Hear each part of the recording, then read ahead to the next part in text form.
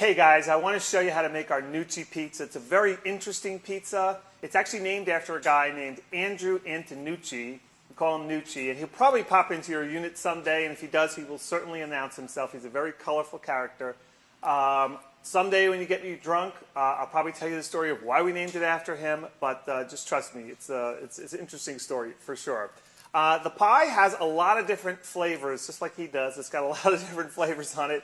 And let's go through them real quick. So in the oven, we're going to put garlic, Kalamata olives, Parano cheese, and Emmentaler cheese. Now, it's the same two cheeses that we're using on the caramelized onion pizza, only in different proportions. So the caramelized onion has more Emmentaler. This pie has more Parano, which is the slightly sharper cheese. Then when the pie is done baking, comes out of the oven, we're going to add arugula, this very, very thinly sliced capicola. You can see how paper thin this is.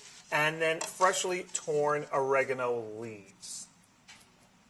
The pizza also has a distinction because it is so flavorful and also colorful that it is our most photographed pizza. So a lot of articles and magazine pieces that have been written about us take snapshots of the Nucci pie. Now I'm going to add just a little bit of the garlic and oil mixture. Definitely want to get some garlic on the pie, but probably more oil.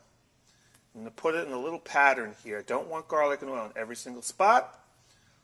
I want it on some spots, again, as always, so I can get a variation of the flavor. Next up is the Next up is the Kalamata olives. Again, I'm dolloping these on. A few smatterings here and there, but mostly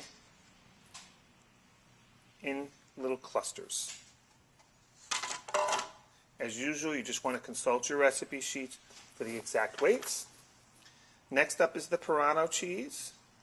Now the Parano cheese is cut, you can see, in a wedge and an angle so that there are some thin spots and some thicker spots. Just mixing those up. Get a little more of this.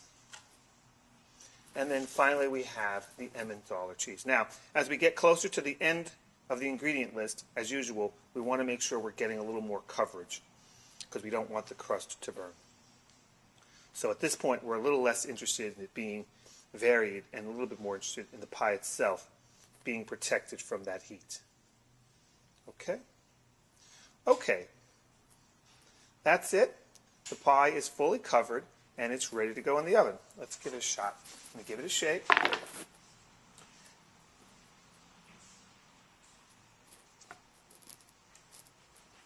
Just give my oven a little spritz of water. Again, this is only because I don't have an oven master who's here balancing out the oven for me by rotating pies in. And I'm not being shy here. I can tell this oven is super hot right now. Just feel it. I want to make sure that bottom doesn't burn. Do a quick check of my oven temp. Alrighty. And be back in a few. Okay, look at this. Wow, it's a great looking pie. You can see it sizzling up. Now, I'm not in love with the idea that the cheese oiled out. Just like with the caramelized onion pizza, you'd want to prevent that. And the way to do that really is to put this in an oven that's a little hotter than I have the oven. That way, the pizza is more flash cooking on the outside, and there's not as much time for the interior of that cheese to overheat and to begin to separate into the curd and the oil. Okay, now I'm adding my arugula, and I add my arugula the second it comes out because I want that to begin to wilt. Do not put too much arugula on. Consult your spec sheets for weights. That's it. Now, I do have 2 more ingredients to put on the pie, but I'm going to wait and put them on after I cut the pie. And the reason is that it would be somewhat difficult to cut through the capicola. It would sort of stick to the wheel of the cutter. And it would be sort of difficult to cut the pie with the copa on it ready. So here's our capicola, sandwiched between 2 sheets of plastic. I'm going to peel that plastic off. And then I'm just going to begin to peel off the copa. Now, if the copa is nice and cold, and you should have a little fridge nearby to your expo area, If the copa is nice and cold, it'll peel off easier. This has been sitting around for a while we're shooting these videos, so it's a little harder to peel off, just taking a bit of time. And we're just trying to cover up the pie. Now this pie is a little smaller, and I think this copa sheet was cut for our larger size, our 13-inch pie.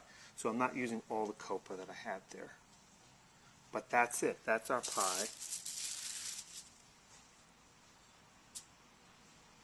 That's it. Let's bring it over here, and we're going to add now the final ingredient, which is the oregano leaves.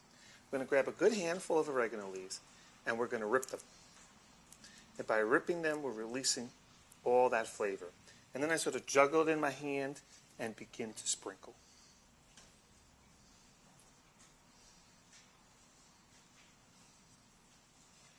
Here, take a look at that, and now you'll see why that's our most photographed pizza.